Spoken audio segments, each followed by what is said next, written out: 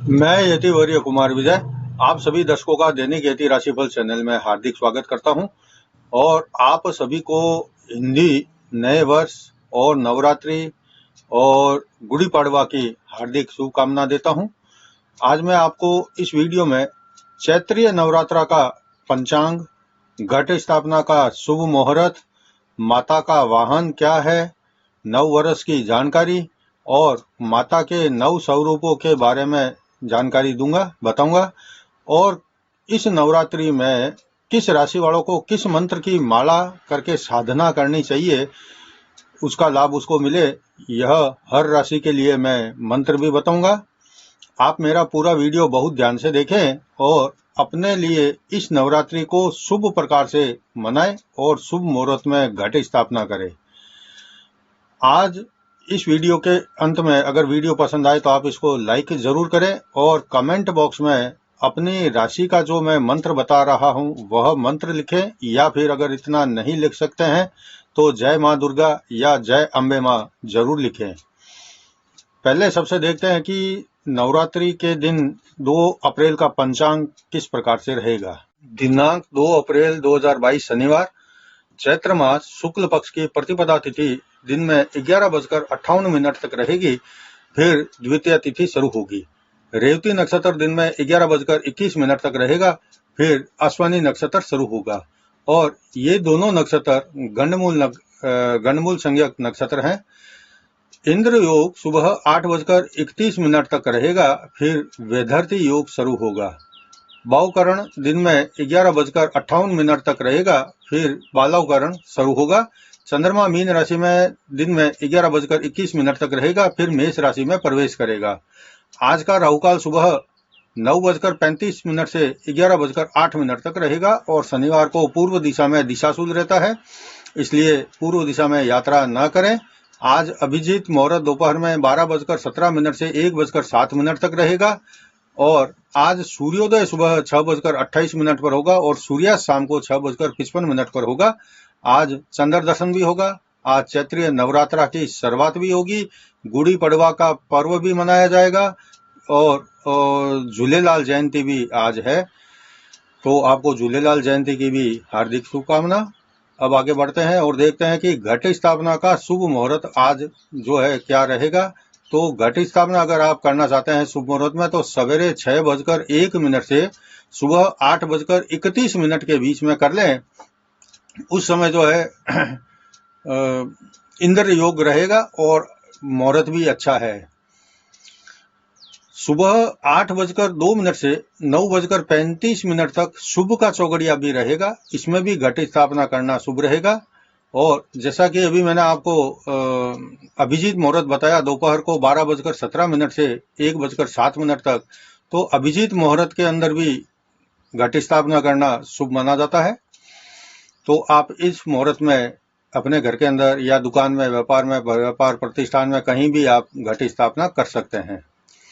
हिंदी नव वर्ष विक्रम संवत 2079 भी आज 2 अप्रैल से शुरू हो जाएगा। आज से शुरू होने वाले विक्रम संवत का नाम नल है और इस साल के राजा शनि होंगे और मंत्री है बृहस्पति होंगे। हिंदी पंचांग के अनुसार जिस वार को नव वर्ष शुरू होता है उस वार का अधिपति ग्रह राजा वही होता है और इस बार का नव वर्ष जो है शनिवार से शुरू हो रहा है, इसलिए इस वर्ष के राजा शनिदेव होंगे। संवत्सर 5 प्रकार का होता है, जिसमें सूर्य, चंद्र, नक्षत्र, सावन तथा अधिक मास का समावेश किया गया है। यह 365 दिन का होता है। इसका आरंभ मेष राशि से सूर्य की संक्रांति से होता है। वही चंद्र वर्ष के मास चैत्र, वैशाख, ज्येष्ठ, आषाढ़ आदि इन महीनों का नाम जो है वह सब नक्षत्रों के आधार पर रखा गया है। चंद्र वर्ष 354 दिनों का होता है। इसी कारण जो बढ़े हुए 10 दिन हर साल में होते हैं वह चंद्र मास में ही माने जाते हैं, किंतु दिन बढ़ने के कारण इन्हें अधिक मास भी कहा जाता है। हर 3 साल में एक अधिक मास आता है, क्योंकि चंद्र मास में हर साल 10 दिन अधिक हो जाते हैं और इस प्रकार से 3 साल में ये जो 10-10 दिन है मिलाकर 30 दिन हो जाते हैं, यानी कि पूरा एक महीना बढ़ जाता है, वो ही अधिक मास कहलाता है। अगर आपने अभी तक मेरे चैनल को सब्सक्राइब नहीं किया है तो आप इसको सबसे पहले सब्सक्राइब करें और फिर घंटे के बटन को भी दबाएं, ताकि जैसे ही मेरा कोई नया वीडियो पोस्ट होता है तो आपको तुरंत सूचना मिल जाए और आप उसको सबसे पहले देख सकें। अगर आप मेरे से फोन पर संपर्क करना चाहते हैं तो केवल रविवार को दिन में 10 बजे से 11 बजे के बीच में नंबर आप स्क्रीन पर देख रहे हैं 9462575291, इस नंबर पर आप फोन कर सकते हैं। बाकी सप्ताह में मैं बहुत व्यस्त रहता हूं, आपसे बात नहीं कर पाऊंगा, कृपया आप मेरे को फोन ना करें। अब बढ़ते हैं आगे और देखते हैं कि चैत्र मास की इस नवरात्रि को कुछ और अच्छे शुभ योग बनेंगे। तो पहले जो है घट स्थापना के दिन के प्रतिपदा के दिन जो शुभ योग बन रहे हैं उसके बारे में हम जान लेते हैं। और माता का वाहन क्या है, किस वाहन पर माता सवार होकर आ रही है इस बार, और उसका फल क्या मिलता है, यह मैं आपको पहले बता देता हूं। इस बार चैत्रीय नवरात्रि में माता दुर्गा घोड़े की सवारी पर आ रही है और प्रस्थान जो है उनका भैंसे की सवारी पर होगा। शक्ति आराधना के ये जो 9 दिन होते हैं हिंदू धर्म में विशेष महत्व रखते हैं। इसको नवरात्रि कहा जाता है क्योंकि शक्ति की आराधना से सृष्टि में हो रहे परिवर्तन में शुभता आती है, मानव जीवन में संपन्नता आती है। माता का आह्वान करके 9 दिन तक माता की पूजा की जाती है। माता का आह्वान होने पर माँ किस वाहन पर सवार होकर आएगी ये भी विशेष महत्वपूर्ण होता है। माता का वाहन शुभ अशुभ फल का सूचक भी होता है। इस बार माँ दुर्गा जो है वह घोड़े पर सवार होकर आएगी। माँ आदिशक्ति के हर वाहन का अलग अलग महत्व होता है। साल में 2 बार आने वाली नवरात्रि में हर बार दुर्गा माता जो है नए वाहन पर सवार होकर आती है। माता रानी के वाहनों का प्रभाव जो है देश दुनिया पर भी हमने पढ़ते हुए आज दिन तक देखा है। माँ दुर्गा के जो वाहन होते हैं उसमें डोली है, नाव, घोड़ा, भैंसा, मनुष्य और हाथी होता है। माँ दुर्गा जब हाथी पर सवार होकर आती है तो ज्यादा पानी बरसता है, वर्षा खूब होती है। और जब माँ घोड़े पर सवार होकर आती है तो युद्ध के हालात जो है वह बन जाते हैं। नौका पर सवार होकर आती है माता रानी तो शुभ फल प्रदान करती है, लेकिन अगर माँ डोली पर सवार होकर आती है तो महामारी फैलने का अंदेशा होता है। अब देखते हैं कि चैत्र नवरात्रि में कौन कौन से शुभ योग बन रहे हैं। इस बार चैत्र नवरात्रि में सर्वार्थ सिद्धि योग, अमृत सिद्धि योग बना हुआ है। ये दोनों योग 1 अप्रैल को सुबह 10:40 से लेकर 2 अप्रैल को प्रातः 6:10 तक रहेंगे। नवरात्रि के पहले दिन इंद्र योग और रेवती अश्विनी नक्षत्र का योग भी है। यह प्रतिपदा के दिन का मैं बता रहा हूँ। नवरात्रि की घट स्थापना तो 2 अप्रैल को होगी, लेकिन 1 अप्रैल को भी प्रतिपदा तिथि है और उस दिन यह शुभ योग रहने वाला है। इंद्र योग जो है वह 1 अप्रैल को प्रातः 9:37 से लग रहा है, जो 2 अप्रैल को सुबह 8:31 तक रहेगा और यही मुहूर्त है जो घट स्थापना के लिए शुभ भी रहेगा। रेवती नक्षत्र 1 अप्रैल को सुबह 10:40 तक से लेकर 2 अप्रैल को दिन में 11:21 तक रहेगा। यह योग भी घट स्थापना के लिए अच्छा माना जाएगा। इसके बाद में अश्विनी नक्षत्र शुरू हो जाएगा। चैत्र नवरात्रि के पहले दिन बने ये शुभ योग और नक्षत्र शुभता एवं सफलता प्रदान करने वाले हैं, माने जाते हैं। अब देखते हैं कि चैत्र नवरात्रि के दिन ग्रहों की स्थिति किस प्रकार से रहने वाली है। चैत्र नवरात्रि में कुंभ राशि में शुक्र और गुरु का साथ होगा।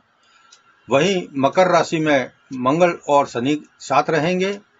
मंगल और शनि का साथ जो है साहस और पराक्रम में वृद्धि करने वाला साबित होता है। इसके अलावा वृश्चिक में केतु, मीन में सूर्य, बुध और वृषभ राशि में राहु और मेष राशि में चंद्रमा का गोचर चल रहा होगा। अब देखते हैं कि नवरात्रि के 9 दिनों में किस दिन माता के किस रूप की पूजा की जाती है। नवरात्रि में माता रानी के 9 अलग अलग रूपों की स्वरूपों की पूजा की जाती है। माता रानी के जो 9 रूप है वह इस प्रकार से होते हैं। माता रानी का जो पहला रूप है वह शैलपुत्री के नाम से जाना जाता है। दूसरा रूप ब्रह्मचारिणी, तीसरा जो रूप है वह चंद्रघंटा का है, चौथा जो रूप है कुशामांडा का है, 5वीं जो माता मानी जाती है वह स्कंद माता का पूजा किया जाता है, छठे दिन जो है कात्यायनी माता की पूजा की जाती है। सातवां जो रूप है उनका वह कालरात्रि का है। आठवां जो रूप है वह महागौरी का है और जो नौवां रूप है वह सिद्धिदात्री माता के रूप में प्रसिद्ध है और इन्हीं नौ रूपों की पूजा नवरात्रि में की जाती है। इन नौ दुर्गाओं के रूप की जो विशेषता होती है या ये रूप क्यों पूजे जाते हैं, इनके बारे में भी थोड़ा हम जानकारी देख लेते हैं। पहली माता जो पहले दिन नवरात्रि के पूजी जाती है वह होती है शैलपुत्री माता। देवी पार्वती को शैलपुत्री के नाम से जाना जाता है। शैल का जो शाब्दिक अर्थ होता है वह पर्वत होता है। पर्वतराज हिमालय के घर में पुत्री के रूप में जन्म लेने के कारण इन्हें शैलपुत्री माता कहा गया है। दूसरा जो है ब्रह्मचारिणी माता। ब्रह्म का अर्थ होता है तपस्या, कठोर तपस्या का आचरण करने वाली देवी, उसको ब्रह्मचारिणी कहते हैं। भगवान शिव को पाने के लिए माता पार्वती ने 9 वर्षों तक कठोर तप किया था, इसलिए माता को ब्रह्मचारिणी के नाम से भी जाना जाता है। तीसरा जो रूप है वह चंद्रघंटा का माता का है। देवी के मस्तक पर अर्धचंद्र के आकार का तिलक विराजमान है, इसलिए इनको चंद्रघंटा के नाम से माना जाता है और नवरात्रि के तीसरे दिन इनकी पूजा की जाती है। चौथा जो रूप है वह कुशामांडा देवी माता का है। देवी में ब्रह्मांड को उत्पन्न करने की शक्ति व्याप्त है और वे उदर से अंड तक अपने भीतर ब्रह्मांड को समेटे हुए हैं, इसलिए माता रानी को कुशामांडा के नाम से जाना जाता है और चौथे दिन इनकी पूजा की जाती है। पांचवा जो रूप है वह है स्कंद माता का। माता पार्वती कार्तिकेय की मां है। कार्तिकेय का एक नाम स्कंद भी है। इस तरह स्कंद की माता यानी स्कंद माता यह कहलाई जाती है और पांचवें दिन जो है स्कंद माता की पूजा की जाती है। दुर्गा का जो छठा रूप होता है वह होता है कात्यायनी माता का। जब महिषासुर का अत्याचार पृथ्वी पर बढ़ गया था, तब भगवान ब्रह्मा, विष्णु, महेश तीनों ने अपने अपने तेज का अंश देकर के महिषासुर के विनाश के लिए एक देवी उत्पन्न की। उस देवी की सर्वप्रथम पूजा महर्षि कात्यायन ने की थी, इसलिए इन्हें कात्यायनी के नाम से जाना जाता है। दुर्गा माता का जो सातवां रूप होता है वह होता है कालरात्रि। मां भगवती के सातवें रूप को कालरात्रि कहते हैं। काल यानी संकट, जिसमें हर तरह का संकट खत्म कर देने की शक्ति हो, वो माता कालरात्रि है। माता कालरात्रि का जो स्वरूप है देखने में अत्यंत ही भयानक होता है, इसलिए ये सदैव शुभ फल देने वाली होती है और राक्षसों का, दुश्मनों का, शत्रुओं का वध करने वाली होती है। माता के इस रूप के पूजन से सभी शत्रुओं का नाश होता है, सभी विपक्षियों का नाश होता है और जो है रक्षा भी करती है माता। आठवां जो दुर्गा का रूप होता है वह होता है महागौरी का। जब भगवान शिव को पाने के लिए माता ने इतना कठोर तपस्या की कि वे काली पड़ गई थी। जब महादेव उनकी तप से प्रसन्न हुए और उन्हें पत्नी के रूप में स्वीकार किया, तब भोलेनाथ ने उनके शरीर को गंगा जी के पवित्र जल से धोया था। इसके बाद में माता का शरीर विद्युत प्रभा के समान अत्यंत कांतिमय और गोरा हो गया था। इसके स्वरूप में महागौरी के नाम से यह जो है नाम रखा गया और आठवें दिन जो है महागौरी की पूजा की जाती है। नवरात्रि का 9वां और आखिरी दिन सिद्धिदात्री माता का होता है। अपने भक्तों को सर्व सिद्धियां प्रदान करने वाली देवी होने के कारण इन्हें सिद्धिदात्री माता कहा जाता है। इनकी पूजा करने से बाकी देवियों की उपासना स्वतः हो जाती है और भक्त के कठिन से कठिन काम भी सरल हो जाते हैं। इसलिए नवरात्रि के 9वें आखिरी दिन सिद्धिदात्री माता की पूजा की जाती है। यह दुर्गा माता का 9वां रूप माना जाता है। अब देखते हैं कि किस राशि वालों को कौन से मंत्र की माला जो है या साधना है, तपस्या है, इस नवरात्रि में करनी चाहिए। तो सबसे पहले देखते हैं मेष राशि। मेष राशि वालों को इस नवरात्रि के अंदर ओम दुम दुर्गाय नमः इस मंत्र के माला की साधना करनी चाहिए, मंत्र से साधना करनी चाहिए दुर्गा माता की। इससे आपको सुफल मिलेगा। दूसरा है वृषभ राशि।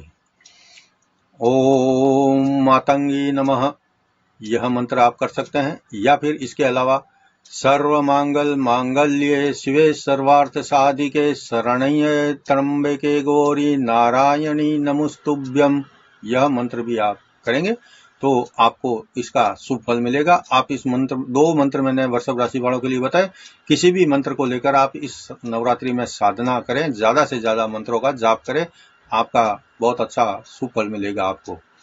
मिथुन राशि वालों के लिए जो मैं मंत्र बता रहा हूं वह बहुत सरल है। ओम नमो भगवते वासुदेवाय, यह मंत्र है मिथुन राशि वालों के लिए शुभ मंत्र है। इस नवरात्रि में ज्यादा से ज्यादा इस मंत्र की माला आप करेंगे तो इसका लाभ मिलेगा। चौथा है कर्क राशि। कर्क राशि के लिए जो मंत्र बता रहा हूं बहुत अच्छा है, प्रभावशाली मंत्र है।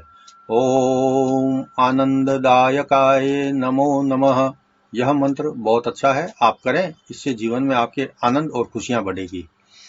सिंह राशि वालों के लिए मैं मंत्र बता देता हूं। ओम सौम्य लक्ष्मी नमः, यह जो मंत्र है बहुत सरल है, छोटा है और आपके लिए जो है वह बहुत लाभदायक मंत्र है। इसकी ज्यादा से ज्यादा संख्या में जाप करके इस नवरात्रि में साधना और तपस्या करें। अब देखते हैं कन्या राशि। कन्या राशि वालों के लिए मंत्र जो है वह ओम नमो भगवती शक्ति स्वरूपेण नमो नमः, यह मंत्र कन्या राशि वालों के लिए सूट करेगा। आप ज्यादा से ज्यादा इस मंत्र की माला करें और ज्यादा से ज्यादा जाप करें, आपके जीवन में खुशियां बढ़ेगी। अब मैं तुला राशि वालों के लिए जो है एक मंत्र बता देता हूं। ओम ह्रीं श्रीं क्लीं महालक्ष्मी नमः, यह जो मंत्र है महालक्ष्मी माता का है। अगर आप इस नवरात्रि के अंदर इस मंत्र की जो है माला ज्यादा से ज्यादा करेंगे तो इसका फल जो है आपको पूरा मिलेगा। अब मैं आपको वृश्चिक राशि वालों के लिए जो है मंत्र बता देता हूँ। वृश्चिक राशि वाले ओम भूमेश्वरी ब्रह्मांड नायिके नमः, इस मंत्र की अगर माला करेंगे और ज्यादा से ज्यादा जाप करेंगे तो वृश्चिक राशि वालों को लाभ मिलेगा, जीवन आपका सरल हो जाएगा। अब धनु राशि वालों के लिए मंत्र बता देता हूँ।